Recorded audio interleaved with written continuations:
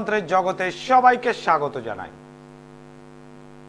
মায়াংতন্ত্র, যে তন্ত্রে না বলে কিছু হয় না, সে সমস্যার যতই জটিল এবং কঠিন হোক না কেন। আর সমস্যা সমাধানের জন্য আমি যেটা করি, আগে সমস্যা মুক্ত করি, তারপর মূল্য নিই। কারণ জ্যোতিষটা আমার পেশা, আমি ফিজ নিয়ে অর্থাৎ পারিশ্রমিক নিয়ে দেখি, কিন্তু তন্ত্রটা আমার কাছে সাধনা। সেই জন্য মানুষের মঙ্গল সাধনা আগে করে তারপর মূল্য নিই। এটা যারা চেম্বারে এসছেন তারা তো প্রত্যেকেই জানেন, আর যারা টিভি শো শুনছেন তারা অবশ্যই শুনে প্রয়োজন হলে যারা একাধিকবার ঠকেছেন যোগাযোগ করতে পারেন, কারণ যেটা আমি টিভিতে বলি সেটাই চেম্বারে বলি, এর অন্যথা কিছু হয় না। আমি যে প্রসঙ্গে সৃষ্টি টিভির পর্দায় অনুষ্ঠান করছি, সাধক শ্যামাচরণ লাহিড়ী সম্বন্ধে, যোগী পুরুষ, তার জীবনী এবং তার এই জীবন, গত জন্ম থেকে এই জন্মে আসা, তার ডিটেলস বর্ণনা আপনাদের শুরু করে দিয়েছি, অলরেডি চলছে সৃষ্টি টিভির পর্দায় এপিসোডগুলোতে। এই ভারতবর্ষের সাধক নিয়ে আগেও সৃষ্টি টিভিতে আমি অনুষ্ঠান করেছি, এছাড়া অন্য টিভিতেও আমার অনুষ্ঠান চলে, স্বামী তৈলঙ্গ স্বামী নিয়ে চলছে। তো এই ভারতবর্ষের সাধকের উপন্যাস পড়ে তাদের সম্বন্ধে, তাদের বাণী এবং তাদের চরিত্র, তাদের জীবন গঠন সম্বন্ধে আপনাদের যখন তুলে ধরতে পারছি, তখন নিজের মধ্যেও 50% কিছু গুণাগুণ তাদের থাকতে হবে। সেই জন্যই যেটাই আমি টিভিতে বলি যে তন্ত্রটা আমার কাছে সাধনা, আগে মানুষকে সমস্যা মুক্ত করব, তারপরই মূল্য নেব, এবং সেটাই চেম্বারে করি, এটা বাস্তব। যেখানে ছিলাম, শ্যামাচরণ লাহিড়ী, এপিসোড নাম্বার 7। শ্যামাচরণ লাহিড়ীর মাতা মুক্তকেশী দেবীর মৃত্যুর পর তার পিতা অর্থাৎ শ্যামাচরণ লাহিড়ীর পিতা গৌরমোহন লাহিড়ী মহাশয় তার পুত্রকে নিয়ে কাশীতে পাকাপাকিভাবে বসবাস করতে শুরু করেন। নদিয়ার ঘূর্ণিগ্রাম ত্যাগ করে স্ত্রীর মৃত্যুর পর তিনি শ্যামাচরণকে নিয়ে পৌঁছে যান কাশীতে। এই কাশীতে স্থায়ীভাবে থাকতে শুরু করেন গৌরমোহন লাহিড়ী, এবং তার সঙ্গে সঙ্গে আশেপাশে সাধু সন্তদের দেখে বেড়ে উঠতে থাকেন শ্যামাচরণ লাহিড়ী। পিতা গৌরমোহনের শাস্ত্র পাঠ ও ধর্ম সাধনায় চিরবিশ্বাসী। নিষ্ঠা ভরে ঋগ্বেদ পাঠ করা ছিল তার প্রতিদিনের অভ্যাস। কাশীতে তখন নাগভট্ট নামে এক বেদবিদ মহারাষ্ট্রীয় ব্রাহ্মণ খুব নাম করেছিলেন। সেখানে কিছুদিনের জন্য শ্যামাচরণকে বেদ শিক্ষা অধ্যয়নের জন্য ভর্তি করানো হলো, অর্থাৎ নিযুক্ত রাখেন।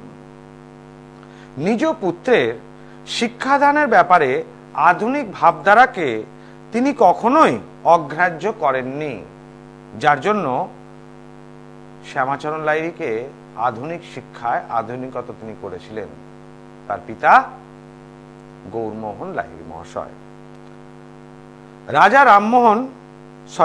রাজা জয়নারায়ণ ঘোষালে স্কুল এবং সরকারি স্কুল থেকে নানা রকম ভাষায় দক্ষতা অর্জন করেন শ্যামাচরণ লাহিড়ী। বাংলা, সংস্কৃত, উর্দু, ফার্সি এবং ইংরাজি ভাষায় আয়ত্ত লাভ করেন। অর্থাৎ তার পিতা শাস্ত্রজ্ঞ হওয়া সত্ত্বেও তখনকার ব্রিটিশ সাম্রাজ্যে সেই সময় নিজের পুত্রকে আধুনিকীকরণ করার জন্য একাধিক ভাষা তাকে অধ্যয়ন করেন এবং ভালো ইংলিশ মিডিয়াম স্কুলে তাকে পড়ান। অনেকে তার পিতাকে দোষ দেয়, অনেক মানুষ, যে তার সন্তানকে সে কোনো ভালো স্কুলে পড়াননি। হয়তো আমার টিভি অনুষ্ঠান দেখছেন, অনেকে চিন্তাও করেন যে হয়তো ইংলিশ মিডিয়ামে পড়লে পারদর্শিতা বাড়ত। অবশ্যই পারদর্শিতা কিভাবে বাড়ে? এক হচ্ছে মানুষের নলেজ।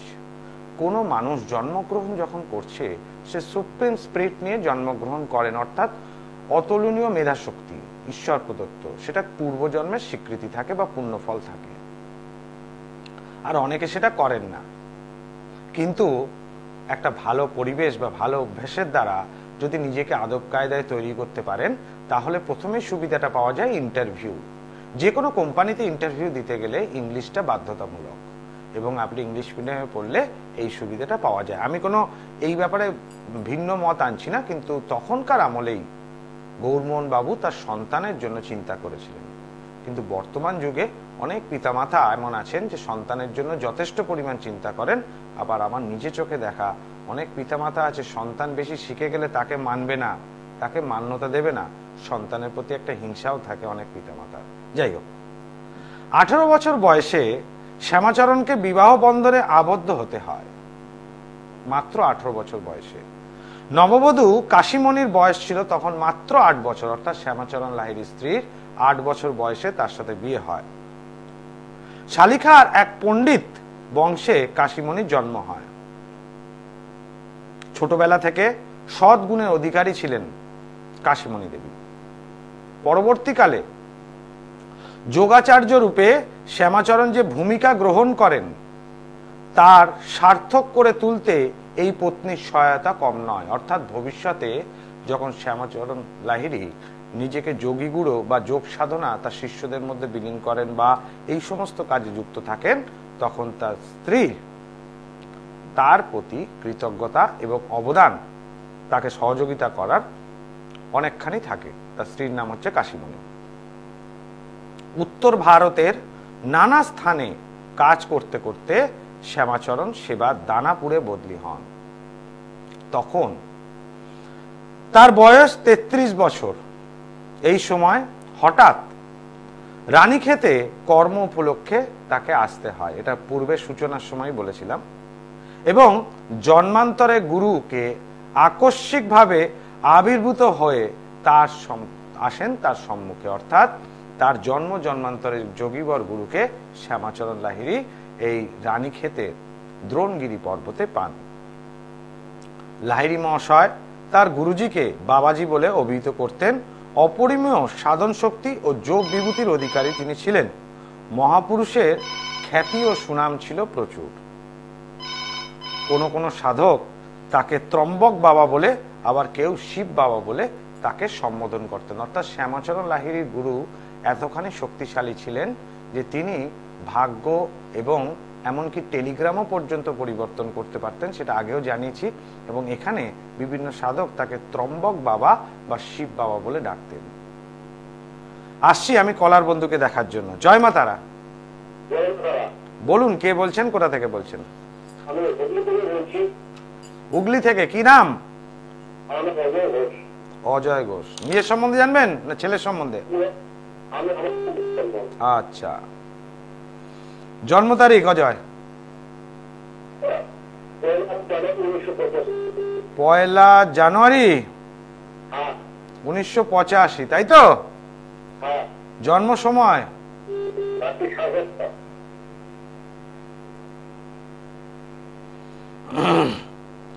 12 আর 7 19, 19টা 30, তাই তো? Railway time. জন্মস্থান কোথায়? কোথায়? পান্ডুয়া। কোন জেলা পড়ছে পান্ডুয়া? হুগলি জেলা নাকি? আচ্ছা, এখানে যেটা দেখতে পাচ্ছি আগে জন্ম বারটা দেখি মিলছে কিনা। মঙ্গলবার জন্মবার, তাই তো? কর্কট লগ্ন, মেষ রাশি, মাথার একটু গরম রয়েছে, কোনো অসুবিধে নেই। পরিশ্রম করার মানুষ আপনি। বর্তমান সময় 2023, অর্থাৎ 2022 সালের শেষ থেকে, অর্থাৎ 2023 সাল থেকে খারাপ সময় চলছে। বলুন কি জন্য ফোন করলেন? হ্যাঁ, বিয়েটা জানছেন?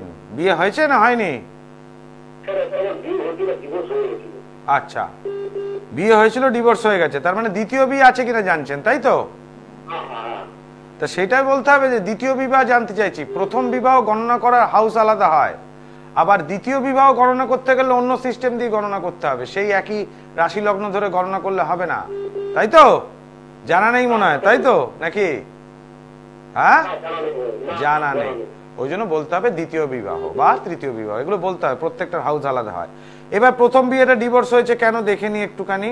প্রথম বিয়ে ডিভোর্স হয়েছে এখানে না, প্রথম বিবাহ তো ডিভোর্স হওয়ার খুব একটা খারাপ কিছু দেখতে পাচ্ছি না। যাই হোক, কেউ তৃতীয় ব্যক্তি ক্ষতি করতে পারে, সেটা আলাদা কথা। একটা মাঙ্গলিক দোষ আছে আপনার, আপনি জানেন?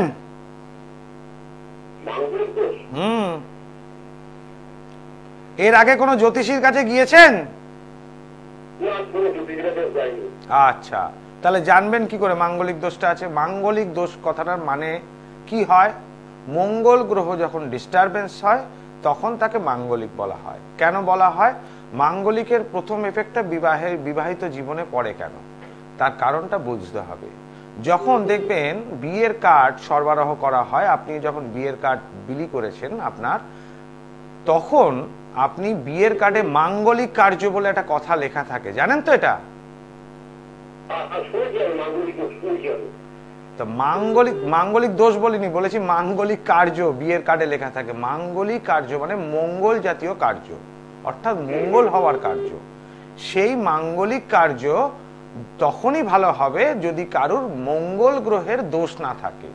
আর যদি মঙ্গল গ্রহের দোষ থেকে যায় তাহলে বলা হয় মাঙ্গলিক দোষ। তাহলে মাঙ্গলিক কার্যতে প্রথম সে বাধা সৃষ্টি করে, হয় বিয়ে হতে চায় না, আর বিয়ে হলে ডিভোর্স, বা স্বামী মারা যায় বা স্ত্রী মারা যায়, সেগুলো পরে আসছি। আরো অনেক কিছু ডিস্টার্ব হয়, তো একটা ডিস্টার্ব ফিক্সড, এই কারণেই ফিক্সড। এখানে দ্বিতীয় বিবাহ যদি বিচার করা যায়, আপনার যেটা প্রশ্ন দেখতে পাচ্ছি আমি, দ্বিতীয় বিবাহের ক্ষেত্রে সরাসরি যেটা বিচার্য, সেই বিচার্য অনুযায়ী বোঝা যাচ্ছে এখানে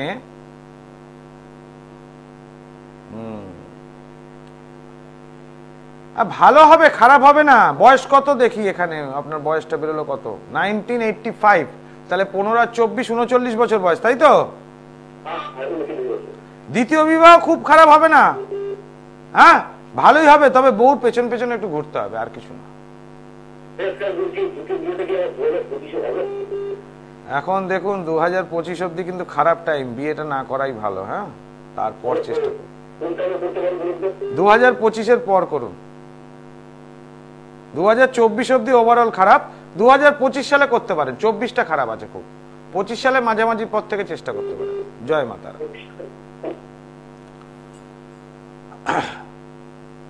মানুষের সমস্যা একাধিকভাবে হতে পারে, অর্থনৈতিক সমস্যা, বৈবাহিক সমস্যা, বিয়ে হয়নি বলে সমস্যা, বিয়ে ভেঙে গেছে বলে সমস্যা, আবার বিয়ে করে সমস্যা। সমস্যা একটা বিবাহকে কেন্দ্র করে কতগুলো সমস্যা তৈরি হচ্ছে। কি কি আমি আসি। এক হচ্ছে বিয়ে হয়নি বলে সমস্যা, কারণ বিয়েটা নারী পুরুষ দুজনেরই খুব লোভনীয় জিনিস। বিয়ে করার পর হয় সমস্যা, সে আরেক সমস্যা। তখন ভাবে যে বিয়েটা করলাম কেন, এইটা নিয়েও হয় আর একটা সমস্যা। তাহলে এই বিবাহের সমস্যা প্রথম কিন্তু ডিস্টার্ব করে মঙ্গল গ্রহ ফার্স্ট, এইটা সবসময় করবেই করবে। কারণ বিবাহ কার্যকে সংস্কৃততে বা শুদ্ধ বাংলায় বলা হয় মাঙ্গলিক কার্য। শুনে নিন, মাঙ্গলিক কিন্তু দোষ, সবসময় যে দোষ হবে তা নয়। মাঙ্গলিক কার্য মানে মঙ্গল জাতীয় কার্য, তাহলে বিবাহ কার্যটাকে বলা হয় মাঙ্গলিক কার্য।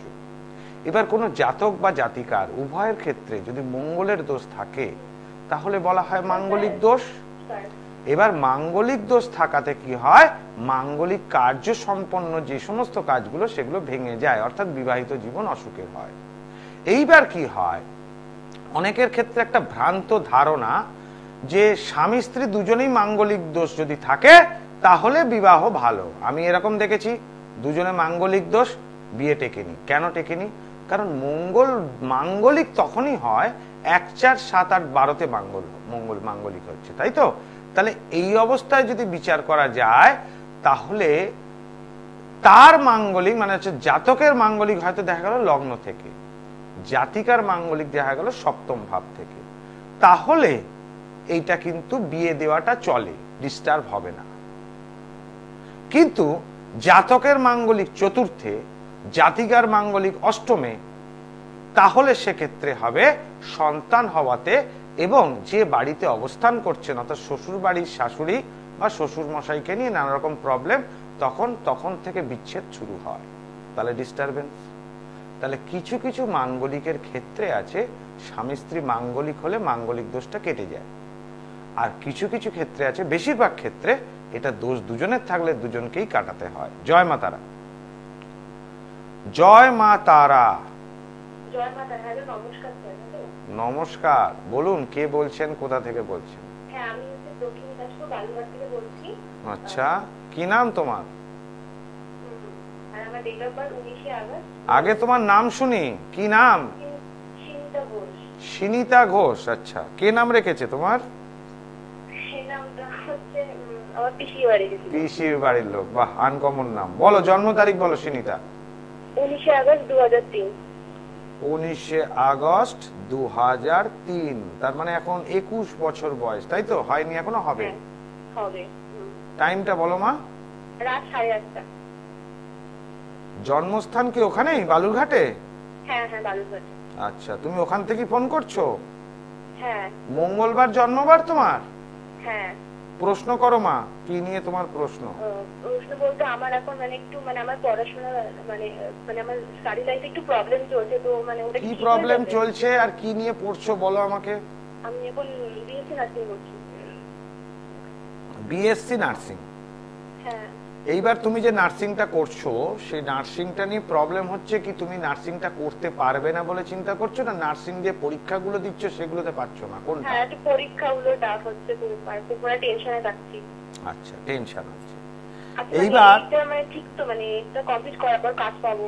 আচ্ছা, এবার তোমাকে বলি মা, তুমি যে নার্সিং যে এটা ভর্তি হয়েছো, সেটা নিজের ইচ্ছা হয়েছে না কোনো জ্যোতিষীকে জিজ্ঞেস করে নিয়েছো যেটা পড়লে ঠিক হবে কিনা? না, নিজের ইচ্ছা হয়েছে। হ্যাঁ বলো, শুনতে পাচ্ছি আমি। হ্যাঁ হ্যাঁ, নিজের ইচ্ছায় নিজের ইচ্ছায় করেছো। এখানে তোমার লগ্ন হচ্ছে মীন লগ্ন, মেষ রাশি, কৃত্তিকা নক্ষত্রে জন্ম, তাই তো? মেষ রাশি জানো তো নাকি না জানো না? হ্যাঁ জানি। জানো। এখানে যেটা দেখতে পাচ্ছি, কথাবার্তা কিন্তু ভীষণ ক্যাটকেটে, লোককে স্ট্রেট কাট কথা বলো, তাই না? হ্যাঁ হ্যাঁ। আবার মাঝে মধ্যে মিষ্টি কথাও ভালো। ঠান্ডা জাতীয় পানীয় জিনিস বা গরম জাতীয় পানীয় জিনিস বা ভাজাভুজি খেতে ভালো লাগে? নার্সিং লাইনটা চুজ করা তো ঠিক হয়নি মা। নার্সিং লাইনটা, আরেকটা জিনিস জানতে পারবো? হ্যাঁ নিশ্চয়ই, বলো। হ্যাঁ, বলছিলাম যে আমার একটু লাভ লাইফে লাভ প্রবলেম চলছে, আর কি? হ্যাঁ, ওটাই জানতে চাইছিলাম, এটা কি ঠিক হবে এখন যে প্রবলেমটা চলছে? লাভ প্রবলেম ঠিক হবে কিনা, তবে তোমার প্রেম করে বিয়েটা ভালো হবে। বর্তমান বিয়ে, হ্যাঁ বিয়ে আছে, প্রেম করে বিয়ে বর্তমান, কিন্তু তোমার দশা কিন্তু বিয়ের জন্য একদম সুইটেবল। 2025 24 সাল, 2025-এ ফেব্রুয়ারির মধ্যে একদম বিয়ে করে নাও, কোনো চিন্তা নেই। তবে কিন্তু বিবাহে একটা বাধা রয়েছে বাবা। এখানে সপ্তমপতি লগ্ন সাপেক্ষে, সপ্তমপতি ষষ্ঠ অবস্থান, এই লগ্নপতি ষষ্ঠ অবস্থান করেছে এবং সপ্তমপতি যুক্ত, অর্থাৎ স্বামী স্ত্রীর সম্পর্কটা টিকে থাকবে ঝগড়ার মাধ্যমে। এখন কি বয়ফ্রেন্ডের সাথে খুব ঝগড়া হয়? ছিল, চলে গেছে, তাহলে ফিরিয়ে আনতে হবে তো, তাহলে যোগাযোগ করতে হবে। চলে এসো তারাপীঠে, নিশ্চয়ই ব্যবস্থা করে দেবে। জয় মা তারা। হারিয়ে যাওয়া মানুষকে অতি শীঘ্র বা কিভাবে আনা যায়, এটা তন্ত্রের টেকনোলজির মধ্যে পড়ে। আমি একদিন কনফারেন্সে, একটা বিশেষ কনফারেন্সের নাম বলছি না, সেখানে একজন জ্যোতিষ এবং নামকরা জ্যোতিষ টিভি অনুষ্ঠান করেন। তিনি বলছেন, আমি লিখে দিচ্ছি বশীকরণ বলে কিছু হয় না। আমি উঠে দাঁড়িয়ে বলেছিলাম, এই তন্ত্রশাস্ত্রের বই, এতে ষট কর্মের 6টা কর্ম লেখা আছে পরপর। এর মধ্যে শান্তি কর্মর পরই সেকেন্ড নাম্বার দিচ্ছে বশীকরণ কর্ম। তাহলে বইটা ভুল, নাহলে আপনি ভুল, স্বীকার করুন। একদম কনফারেন্স অর্থাৎ সেমিনারে ওপেন চ্যালেঞ্জ করেছিলাম এবং তাকে ওই কনফারেন্সে প্রমাণ দিয়েছিলাম যে বশীকরণ করে বিবাহ হয়েছে এরকম সম্পর্কের 3-4 জনকে। তিনি মাথা নত করে সেটা সহ্য করেছেন। সুতরাং বশীকরণ হয়, শাস্ত্রে আছে, কিন্তু সেই টেকনোলজিটা সবাই জানে না। লিখে দিচ্ছে ফেসবুক, টিভি, ইউটিউব, নিউজ পেপারে বশীকরণ 3 মিনিটে স্ট্যাম্প পেপারে লিখিত এটা ওটা। যার জন্য আমি কিন্তু শুধু বশীকরণ বলে নয়, অনেক জ্যোতিষী লিখবেন যে বশীকরণের জন্য আগে পয়সা নেন না, বাকি কাজের জন্য নেন। তার মানে তিনি বশীকরণ পারেন না, অন্য কাজও পারেন না, কিন্তু বশীকরণ লোকে চেঁচামেচি করবে এসে। আমি তন্ত্রটা আমার কাছে সাধনা, এটা আমি বরাবর বলে এসেছি। যার জন্য মানুষের মঙ্গল করাটাই আমি আমার প্রধান কাজ মনে করি। এবার অনেকে বলেন যে আপনাকে সবাই কি টাকা দিয়ে যায়? নিশ্চয়ই নয়। আরে খারাপ লোকের সঙ্গে তো ভালো লোকও আসে, তারা তো দিয়ে যায়। আমার যতটুকু পাওনা ঈশ্বরের কাছ থেকে, আপনাদের থেকে, ততটুকুই পাবো, এটাই বিশ্বাস করে চলি। এবং সৎ মানুষ হয়ে নিজের যারা ক্লায়েন্ট থাকে তাদেরকে নিজের ভক্ত বলে মনে করি, নিজের সন্তান বলে মনে করি, মুরগি বলে মনে করি না যে তার থেকে কত টাকা রোজগার হবে আমার। যার জন্য মানুষের মঙ্গল আমি এক চান্সে করতে পারি। সেই অদৃশ্য শক্তি আত্মা, সেই আত্মাদেরকে দেখলে বা ভূতেদের দেখলে সাধারণ মানুষ ভয় পায়, আর আমি তাদেরকে নিয়ে খেলা করি। জয় মাতারা। জয় মাতারা। বলুন কে বলছেন, কোথা থেকে বলছেন? জয় মা তারা। আমি দুর্গাপুর থেকে বলছি, রাহুল কুমার ঘোষ বলছি। রাহুল কুমার ঘোষ, বলুন দুর্গাপুর থেকে রাহুল বাবু কি বলছেন? আমি বলতে চাইছি আমার একটু মানে কাজকর্ম দিক থেকে প্রচন্ড অসুবিধা হচ্ছে, কেন বলুন তো? আচ্ছা, কাজকর্মের দিক থেকে অসুবিধা হচ্ছে, কি কাজ করেন রাহুল বাবু আপনি? আমি আমরা স্ক্র্যাপের কাজ করি। কিসের কাজ? লোহার। লোহার ক্লাস, আচ্ছা ঠিক আছে। হ্যাঁ, তো লোহার কি কাজ সেটাই বলতে চাইছি, আপনি কি? আমরা কেটে পরে সেই জিনিসটাকে বিক্রি করি। আচ্ছা, মানে মানে লোহার আইটেম গুলোকে আপনারা বিক্রি করেন, তার মানে পুরনো গুলো স্ক্র্যাপ বিক্রি করেন আপনি? স্ক্র্যাপ বিক্রি করেন, সেটাই বলুন। আয়রন স্টিলের স্ক্র্যাপ গুলো বিক্রি করেন, এটাই আপনার ব্যবসা। আচ্ছা, এবার আপনার জন্ম তারিখ আছে কি? জন্ম তারিখ আছে রাহুল বাবু? বলুন বলুন। কত? 21 জানুয়ারি সালটা 1993। 30 বছর বয়স মাত্র, 30-31। আচ্ছা, টাইমটা বলুন। 4:45 AM। জন্মস্থান কি দুর্গাপুর? আমি যে সাউন্ড ভাইব্রেশনটা পাচ্ছি এটা কিন্তু 30 বছর ছেলে সাউন্ড ভাইব্রেশন না, তবু আমি এটা যখন ডেট অফ বার্থটা যা দিয়েছেন সেটাকে নিয়ে বিচার করছি। বৃহস্পতিবার জন্মবার কি? বৃহস্পতিবার জন্মবার। এটা কর্কট লগ্ন এবং ধনু রাশি জাতকে পূর্বসারা নক্ষত্রে জন্ম, এটা জানেন আপনি? আপনার আজকে প্রথম দিন জানলেন? কর্কট লগ্ন এটা জানতেন না আপনি? ধনু রাশি এটা জানতেন না? আচ্ছা, পূর্বসারা নক্ষত্রে এটা জন্ম জানতেন না? আচ্ছা, আপনি এর আগে কোনো জ্যোতিষী দেখিয়েছেন? জ্যোতিষ দেখাননি। এইবার আপনার প্রশ্ন, আপনার ব্যবসাটা ভালো চলছে না এই বিষয়ে, তাই তো? এটা কি প্রবলেমটা কি, ব্যবসার প্রবলেমটা 2021 সাল থেকে শুরু হয়েছে? এইটা থাকবে, হ্যাঁ হ্যাঁ, এই ব্যবসার সমস্যাটা থাকবে 2039 পর্যন্ত, অর্থাৎ ব্যবসাটা নষ্ট হয়ে যাবে। ঠিক আছে, রাহুর দশায় আপনি শেষ হয়ে যাবেন একদম।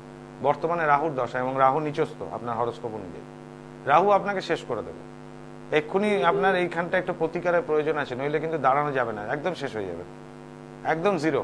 কারণ শনির ব্যবসা হচ্ছে লোহা, পুরনো স্ক্র্যাপ, সেখানে রাহু ঢুকে গেছে, একদম চিরতরে শেষ হয়ে যেতে হবে।